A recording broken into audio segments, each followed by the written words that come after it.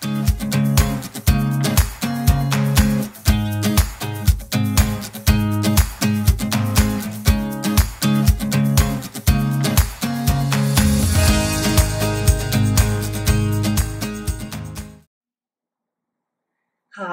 I'm Jenna from Yarn Designers Boutique, and you're joining us today for our first video on silk scarves. This is our beginner video, and we're using very simple techniques, and the dye we're using is the Jacquard acid dyes.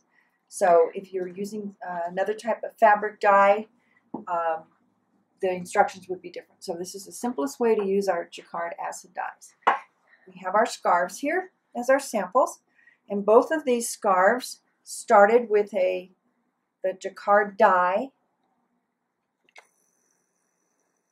and we've got markers we used on these scarves also after we put our dye on. So that's what's kind of unique about these, and it's very simple. This one I've used a finer marking pen. This was actually a fine fabric marking pen that I used on these to just outline the shapes. The scarves come in a little bag like this, and when they come out of the bag, there are creases, folds from the bag, which we can take out partially or all the way by ironing with an ironing board on the silk setting. You can leave some of that in for some character in your scarf, or take it out. Okay, we have our colors here that we're going to choose from. We have simple markers that we will use a little bit later on. I'm showing the Bic marker. Today I'm going to be using the Bic markers, but you can use Sharpies, you can use any other permanent marker, you can use Copic, you can use Prismacolor. We also, when we work with the acid dyes, the only part that really creates acid is the vinegar. We're going to mix a little bit of vinegar with this before we do our final adding of the dye. So you want to have some household white vinegar on hand. Okay, so we can start with picking our color. I have chosen Chartreuse color 628 from the Jacquard acid dyes. And all we need to do is all right. We have our display of acid dyes here. So these dyes are, they call them hot water dyes because you've got to get hot water into them at some point. Used for silk, wool, protein fibers, and nylon. So we're working with 100% silk, which is perfect for this. It's also perfect for any kind of yarn that are these types of fibers. We're going to also need some hot water to put into this after we find our little acid dye in here. We don't need much. So a jar of these goes a long way. I am going to put maybe a 1/4 teaspoon in here. If I decide that's not enough, we'll add a little more. Okay, so I just went and got some hot water. About 1 to 2 ounces is all you need. And I'm using my spoon, plastic spoon. And the acid dyes are obviously a powder, so we're just trying to make sure that completely dissolves. Then we're going to add nice to have a smaller bottle, but this is what we have today. Maybe. Okay, there we go.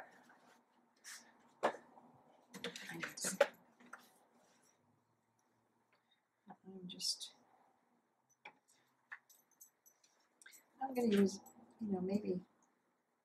maybe a teaspoon. It's not, you just need some in there. This vinegar makes it get into the fabric easier, soak into the fabric. This is very bright. I think it's going to be gorgeous. This is going to be our Irish green, I think. Okay, now we're going to use a Ziploc bag. This is quart size. And I'm sure there's a lot of different ways to load the fabric in here, but I've been experimenting with one way that I'm going to show you today. I think it's the simplest. We start with one end of the scarf and stick it down in there and kind of fold the rest around it. It's dry, that's fine. Some people would start and have these wet, but I like the effect that I've already gotten doing this, so that's why I'm showing it to you. So this is a nice size for our little fabric. Okay. Now we're going to take an eyedropper, glass one. Plastic will absorb a lot of the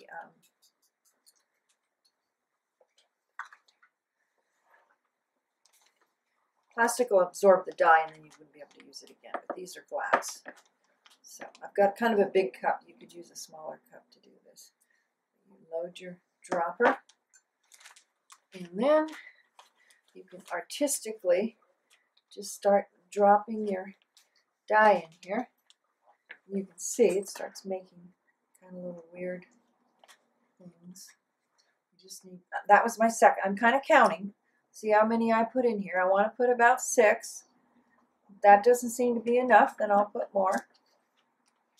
I've got plenty of dye here. I don't have gloves on. If you're gentle, you don't need gloves. All right, now I'm putting some in the center. So I kind of went around the outside. Oh, we need some more over here.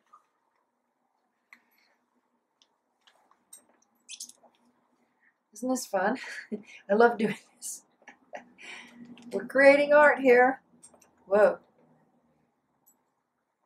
I'm kind of looking down in there to see if I see any more little special folds I want to use. I don't think I could overdo this. So I'm using more than my 6. But it depends on the color you choose. Some colors just go real fast in there. Whew.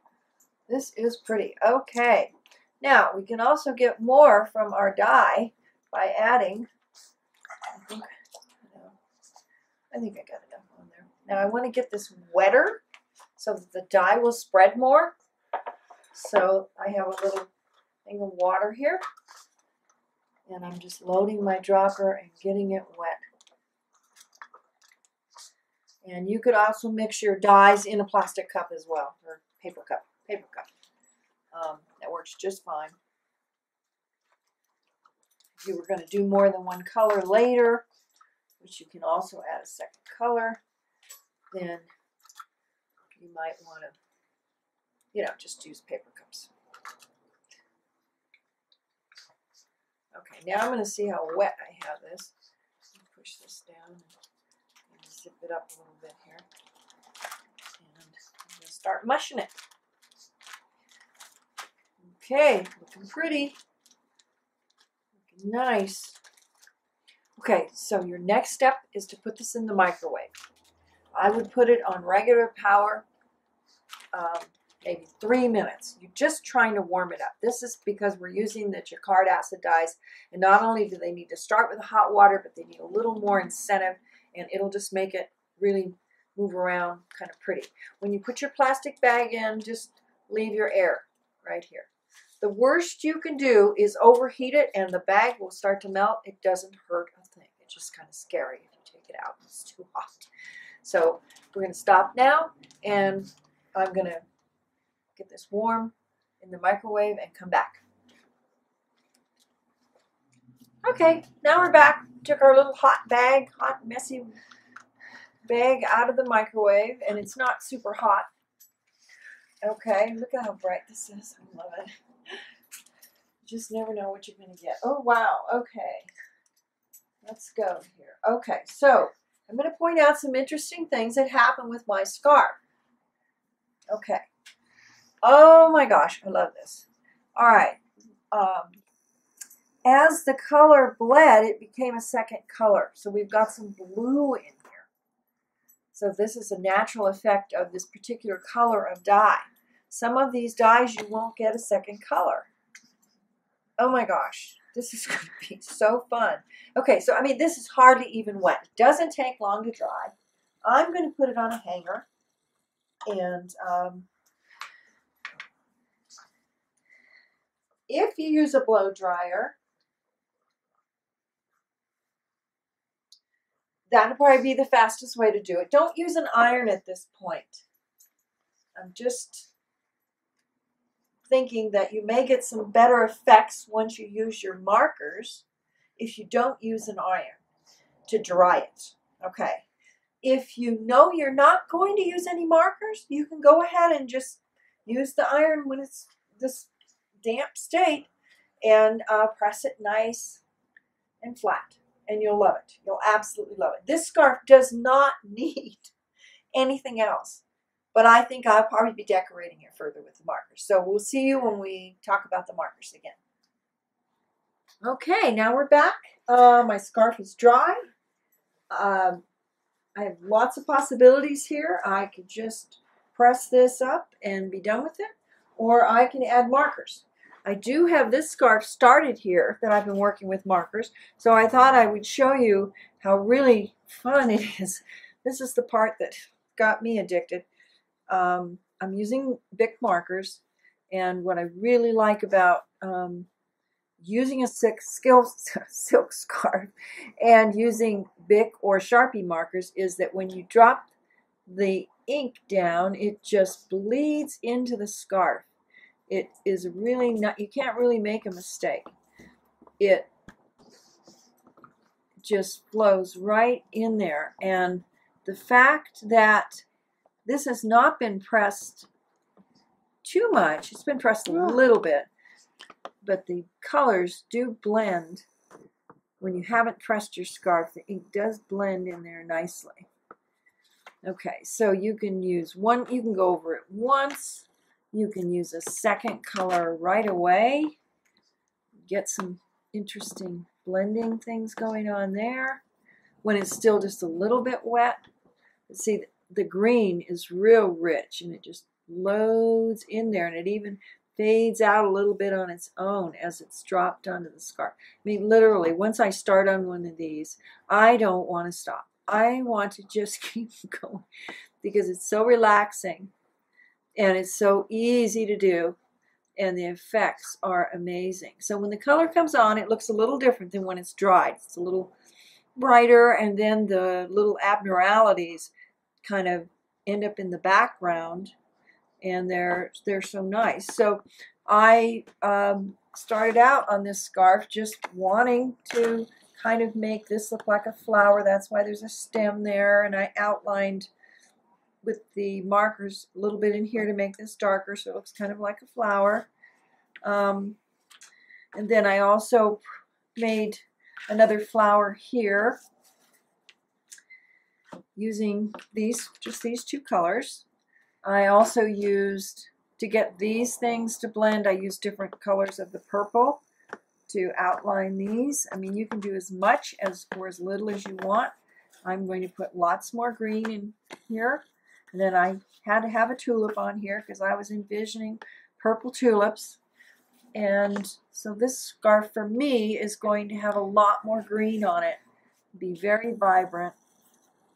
Doesn't really matter what you do, they're very wearable. If you've picked a color you like, they just become very wearable. Okay, now if your scarf comes out like this, you really have some different choices here. Oh, and when I'm doing this, I'm doing it on a piece of cardboard, or cardstock works well too, because it bleeds through, but what's nice is it doesn't bleed back and mark the back of your scarf. And these are reversible, so it's not a lot of fuss there. Now this one, we could darken up some of these things to make them show up more. If we wanted to accentuate the blue, we could bring some blue markers in here. As you're using it, it doesn't matter that the wrinkles are there. Just kind of, you just flatten it out a little bit. A lot can be done with this, but it's beautiful just like it is. The way we loaded it into the plastic bag is what made this kind of happen, and the particular type of dye. These all do react a little bit differently. So to finish this scarf, basically, once I'm done, I'm going to make sure that I press this with an iron on the silk setting, which will just completely finalize our scarf. So then in order to wash this, you can just use Woolite or something else that's a gentle soap and put it in the sink with some warm water, slush it around. The dirt will come right off, and then just rinse it out and hang it up to dry and press it when you're done. It'll probably have some wrinkles. So many ways to wear these, and there you are, painting and your own silk scarf. Oh, almost forgot. For our next class, we will be showing how to make a scarf similar to this. What I've done with this is I've used markers to start the scarf on a white blank, and then I've used alcohol to bleed the colors. Okay, that is a different process, and that we will be going over in our next video.